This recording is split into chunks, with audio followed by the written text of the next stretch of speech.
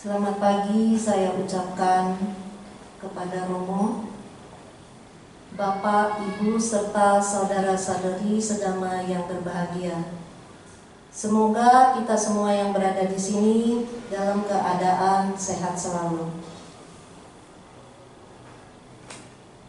Terima kasih saya ucapkan di mana hari ini saya diberi kesempatan untuk membabarkan ajaran kebenaran, yaitu ajaran Sang Buddha. Bapak, Ibu, serta saudara-saudari sedama yang berbahagia, saya yakin kita semua yang berada di sini pasti pernah memberi. Apakah itu memberi kepada keluarga? Apakah itu memberi kepada kerabat?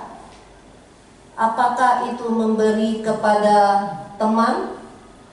Bahkan kepada binatang sekalipun.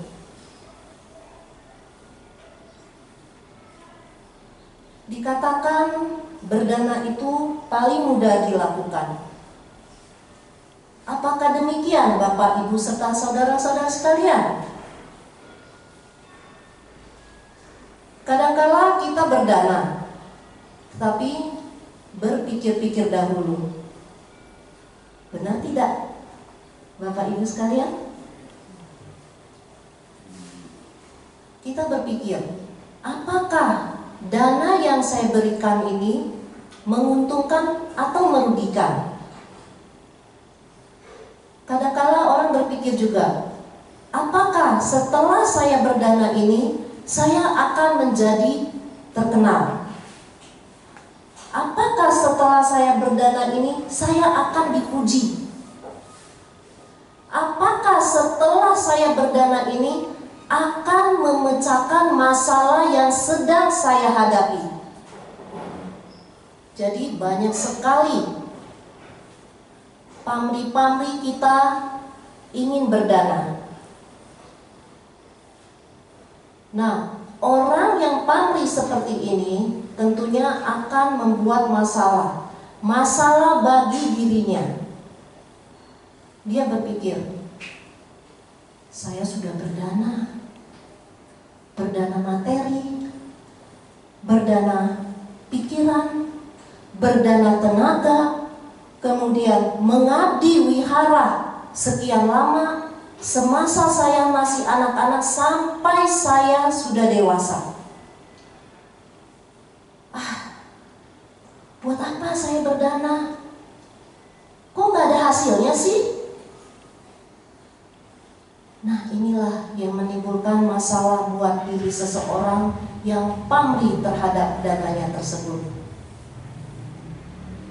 Kemudian dia kecewa. Dia tidak mau melakukan kebajikan lagi. Dia tidak mau melakukan berdana ke wihara lagi. Dan dia tidak mau ke wihara lagi. Dan lain sekali, banyak sekali hal-hal kebajikan yang tidak dia lakukan. Nah, ini adalah contoh orang yang pamrih dalam melakukan kebajikan.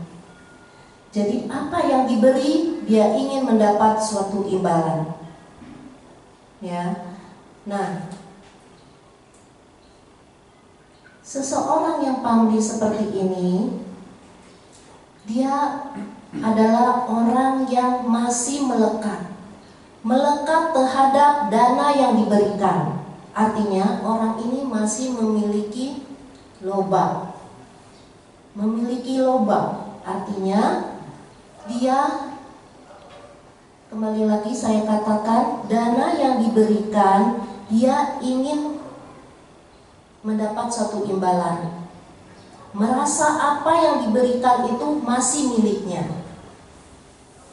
Kemudian karena dia pamrih, suatu hari dia berdana kepada seseorang ataukah kepada biku sangga.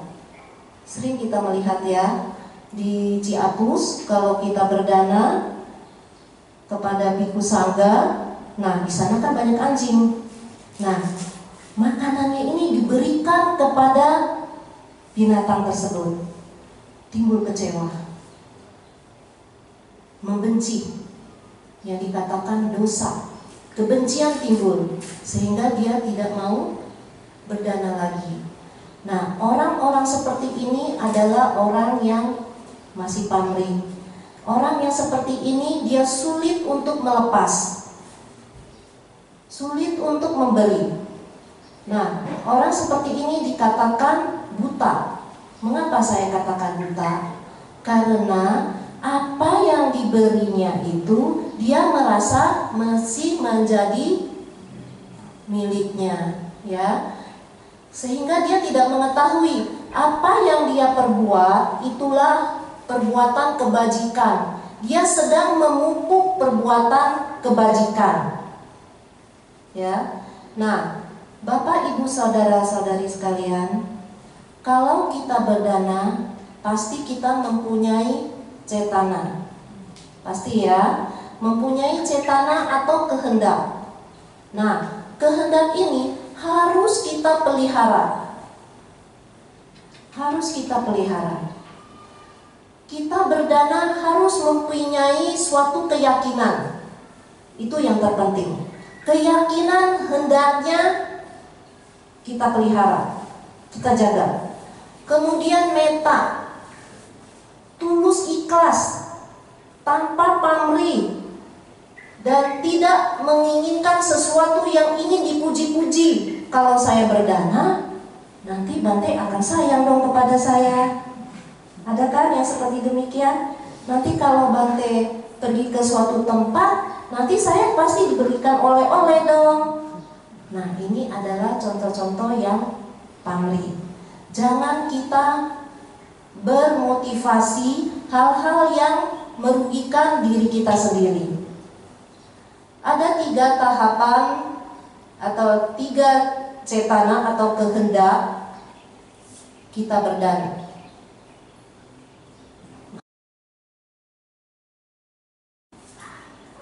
Yang pertama adalah kehendak sebelum berdana, yang dikatakan pube cetana.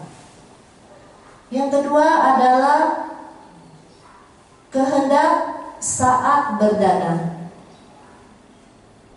yang dikatakan munca cetana. Yang ketiga adalah kehendak setelah berdana, yang dikatakan apara cetana.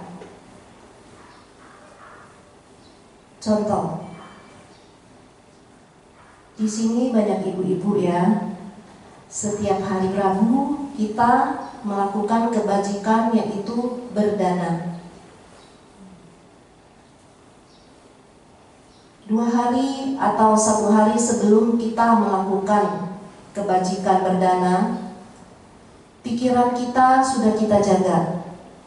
Kita jaga dengan berpikir, oh, saya mau berdana nih hari Rabu. Tidak terasa sudah hari Senin, saya mau berdana. Kemudian kita berpikir, oh, saya mau berdana tempe. Ya, contohnya, saya mau berdana tempe. Apalagi ya yang saya mau danakan? Oh, misalkan kue. Dengan pikiran kita sudah berpikir sebelum kita belum berdana ya, kita belum berdana ke Ciapus, tetapi pikiran kita sudah murni. Pikiran kita sudah kita jaga bahwa kita mempunyai kehendak berdana. Nah, ini kita jaga. Tibalah hari Rabu. Kemudian kita membeli tempe, kita memasaknya. Itu kita tetap pelihara. Kita pelihara pada sebelum kita melakukan dana kepada Bhikkhu Sangga, kita pelihara pikiran kita dengan baik. Ataupun kalau kita tidak bisa memasak, cetana kita, kehendak kita, pikiran kita jaga.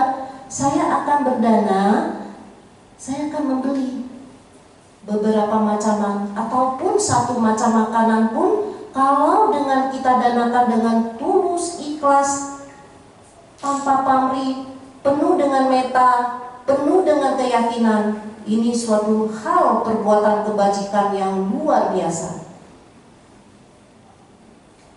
Kemudian tibalah saatnya kita melakukan kebajikan saat berdana, yang dikatakan munca cetana. Kita berikan dana tersebut dengan penuh keyakinan. Sekali lagi saya mengulang kalimat demikian. Tujuannya untuk apa? Mengingatkan kita bahwa kita berdana itu harus memiliki keyakinan. Dengan penuh rasa hormat kita serahkan dana itu kepada sangga. Dengan rasa cinta kasih kita serahkan dana itu kepada sangga.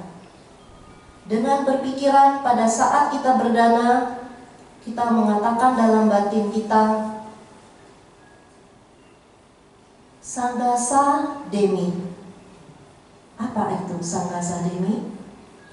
Sanggasa Demi adalah saya berdana kepada sangga yang lampau, sangga yang saat ini, kemudian sangga yang akan datang.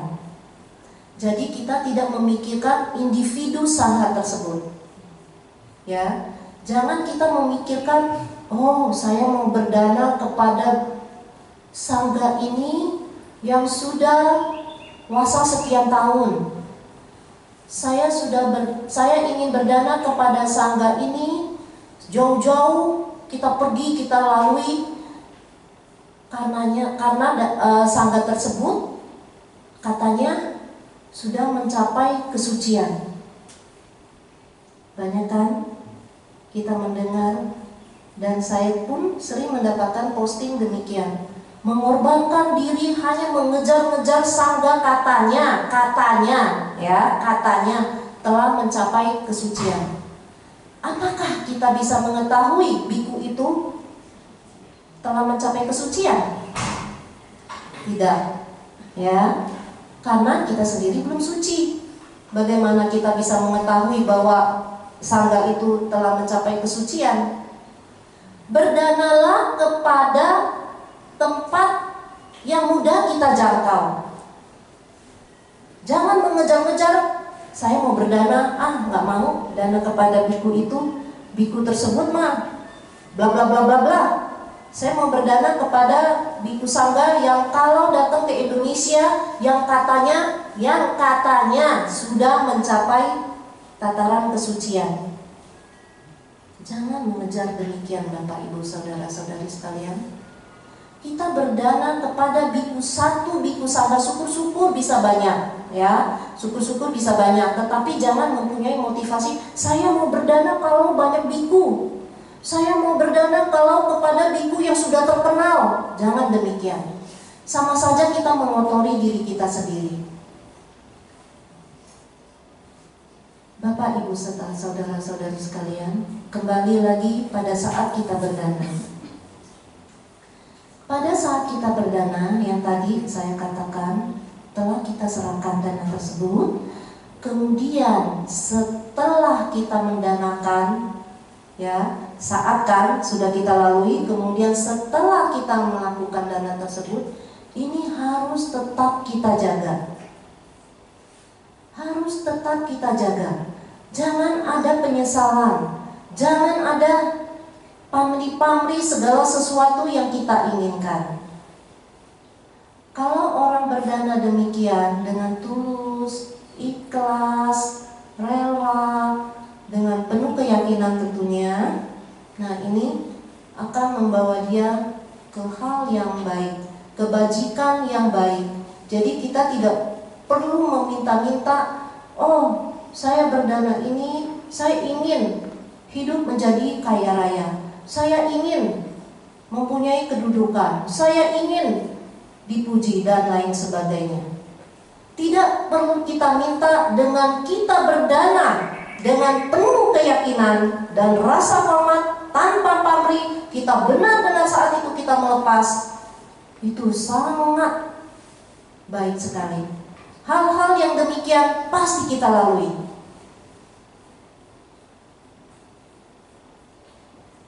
Nah, Setelah kita berdana dengan tulus ikhlas tadi, dengan 3 tahapan yang kita telah lalui, jangan lupa kemurnian dana. Ya, kemurnian dana itu apa saja? Tadi kita sudah melakukan ya, perbuatan cetana 3 tadi, 3 tahap. Kemudian kemurnian dana. Kemurnian dana itu apa? Ya tadi yang telah kita lakukan. Kehendak, sebelum, saat, dan sesudah. Itu yang dikatakan kemurnian dana. Kemudian kemurnian memberi. Artinya kemurnian memberi. Kita yang memberi. Nah, dana yang kita beri ini, dana yang kita beri itu harus murni juga. Harus kita jaga. Contohnya, kita berdana dengan halal, artinya tidak melanggar sila. Ada beberapa orang ingin berdana kepada biku sangga, ataupun kepada teman, ataupun kepada orang tua. Saya ingin berdana yang segar-segar. Kalau dana ikan atau ayam yang baru dipotong lebih enak. Betul tidak? Itu pernah kita lalui pada saat kita sebelum mengenal Dhamma, ya. Nah, ini saya perlu beri contoh karena ada beberapa umat yang masih melakukan pelanggaran sila untuk berdana. Nah, pada saat berdana atau sebelum berdana, kita kan misalkan ingin membeli ayam. Ayamnya biasanya kan kita pilih harus yang gemuk, harus yang sehat, harus yang betina. Katanya ayam betina itu dagingnya lebih lunak. Kemudian kita memesan ke pasar, Pak, hari Selasa saya mau beli ayam, tolong pilih yang gemuk, tolong pilih yang betina, jangan yang terlalu tua. Ya, itu untuk kualitas daging yang enak. Nah, ini adalah termasuk pembunuhan, pelanggaran sila pertama.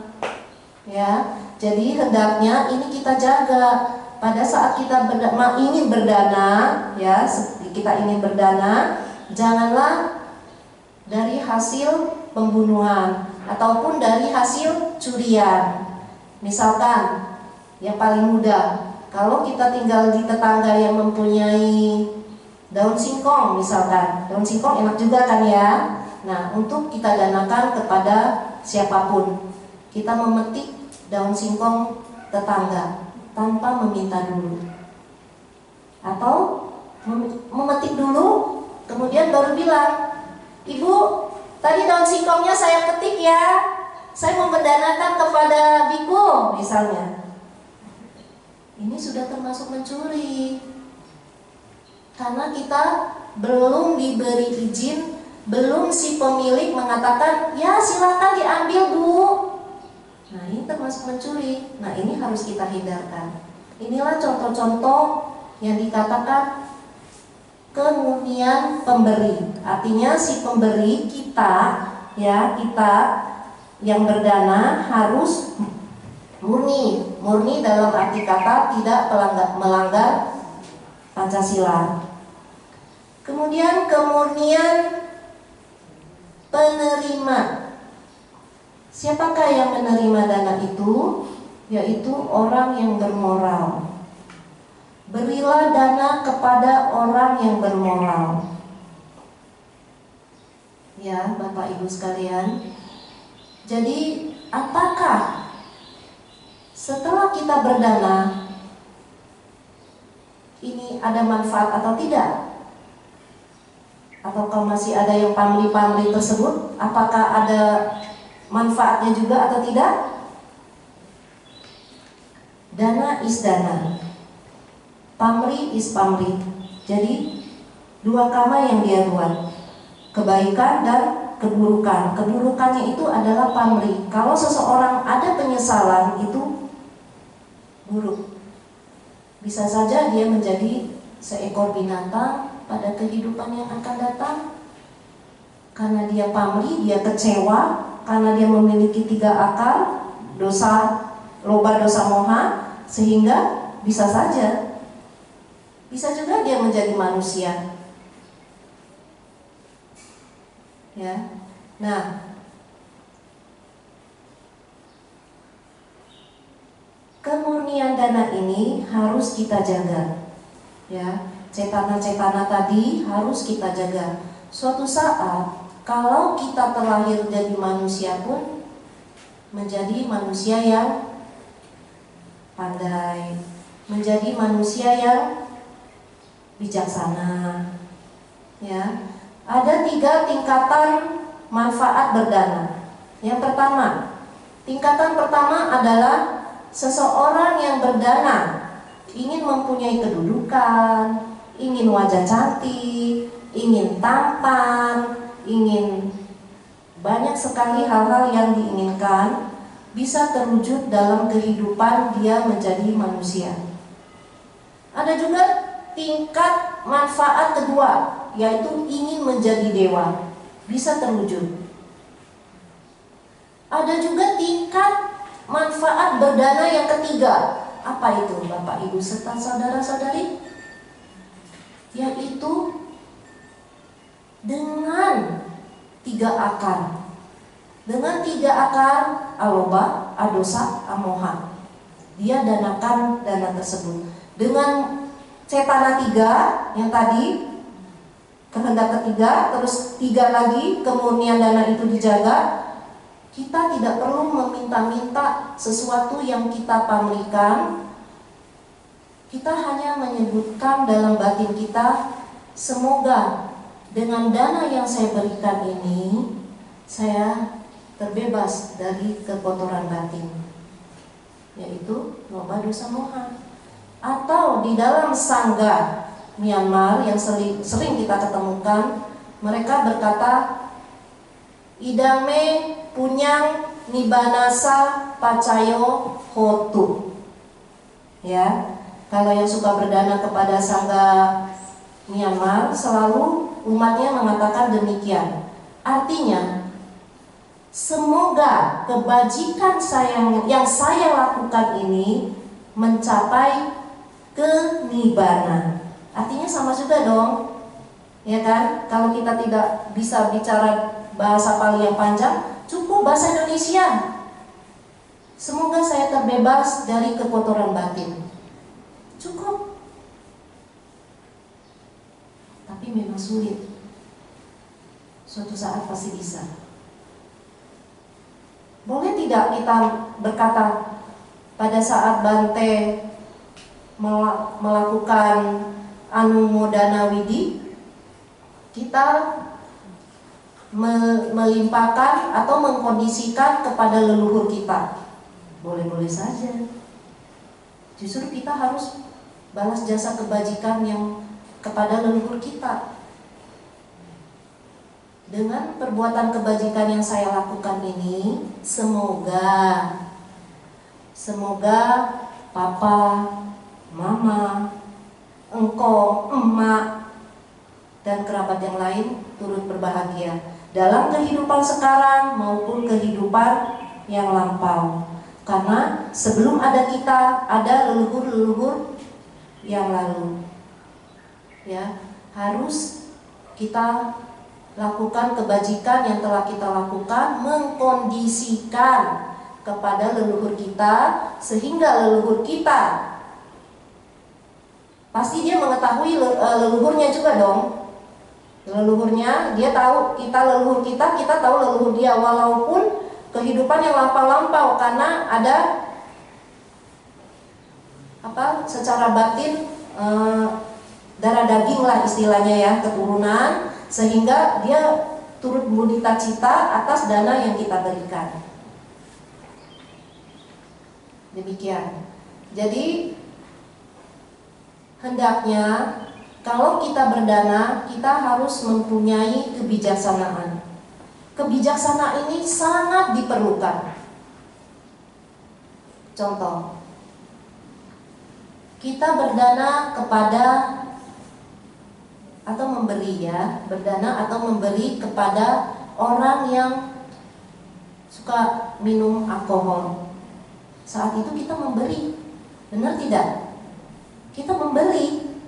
Jadi memberi alkohol kepada teman kita yang suka minum alkohol. Kita memberikan hadiah kepadanya. Coba kita telaah. Apakah alkohol itu membuat dia sehat? Alkohol akan membuatkan kesadaran orang menjadi lemah, pikirannya menjadi tidak jernih. Nah, ini yang dikatakan berdana tidak mempunyai kebijaksanaan. Ya. Jadi kebijaksanaan ini diperlukan oleh kita semua. Setidaknya jika kita berdana mempunyai dua akar atau hetu, ya, yaitu ketidakserakahan. Yang kedua adalah ketidakkebencian. Ini dua akar saja sudah cukup baik. Tetapi orang yang mempunyai dua akar ini yang disebut dwihetuka, dia hanya mempunyai dua akar yang bagus saja, tetapi dia tidak memiliki panya. Ya, orang yang tidak memiliki panya, baik atau tidak? Ya, baik-baik saja, tapi tidak sempurna. Nah, setelah orang ini melakukan perbuatan baik yang sering dia lakukan perbuatan baik dengan mempunyai dua akar ini, kehidupan yang akan datang, dia hidup bisa berkecukupan. Ya, berkecukupan, tetapi dia hanya mempunyai kebijaksanaan duniawi saja. Mempunyai kebijaksanaan keduniawian saja. Kebijaksanaan ini diperlukan. Seseorang yang tidak mempunyai kebijaksanaan bisa salah dalam pergaulan, kasar, ceroboh, dan bisa melakukan kejahatan-kejahatan apapun. Hendaknya kita mempunyai kebijaksanaan. Orang yang memiliki tiga akar, aloba, adosa, amoha, ketidakserakahan, ketidakkebencian, dan ketidak mengetahui kebenaran, mana yang benar dan mana yang salah. Nah, orang ini kalau sudah meninggal, dia akan terlahir di alam bahagia, yaitu alam dewa, ataupun jika menjadi manusia, dia akan menjadi manusia yang pandai. Jadi hendaknya kita memiliki tiga akar ini, ya. Tiga akar ini harus kita pelihara. Memang sulit, yang panya itu sangat sulit, tetapi tidak ada kata-kata yang sulit. Tadi seperti di dalam Mapada ini dikatakan, jangan meremehkan dana yang kecil, ya kan? Jangan meremehkan dana yang kecil.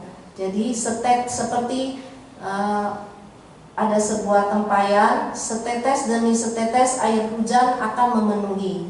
Jadi pada saat kita mau melakukan dana, memang awalnya kalau memang bukan kehidupan yang lampau kita suka berdana, awalnya sulit untuk melakukan berdana. Tetapi tidak ada kata sulit kalau kita tidak mau melakukan, kalau kita tidak membersihkan pikiran kita dari kekotoran-kekotoran batin yang masih pamrih. Jadi demikianlah tentang menjaga kemurnian berdana. Jadi dana tersebut adalah, yang dikatakan dana adalah memberikan sesuatu dengan tulus ikhlas, tanpa pamrih, penuh meta, penuh keyakinan. Kemudian kita belajar melepas harta yang kita miliki. Harta yang kita miliki kita lepas. Kemudian kita harus memiliki 3 cetana tadi, saat, sebelum, saat, kemudian kemurnian juga harus kita jaga sehingga kita tidak ada penyesalan dalam berdana. Jadi tidak akan menimbulkan penyesalan, tidak akan pamrih atau ingin dipuji, ingin mendapat balasan dan lain sebagainya. Jadi ini yang harus kita jaga. Baik, sampai di sini saja Dhamma Desa.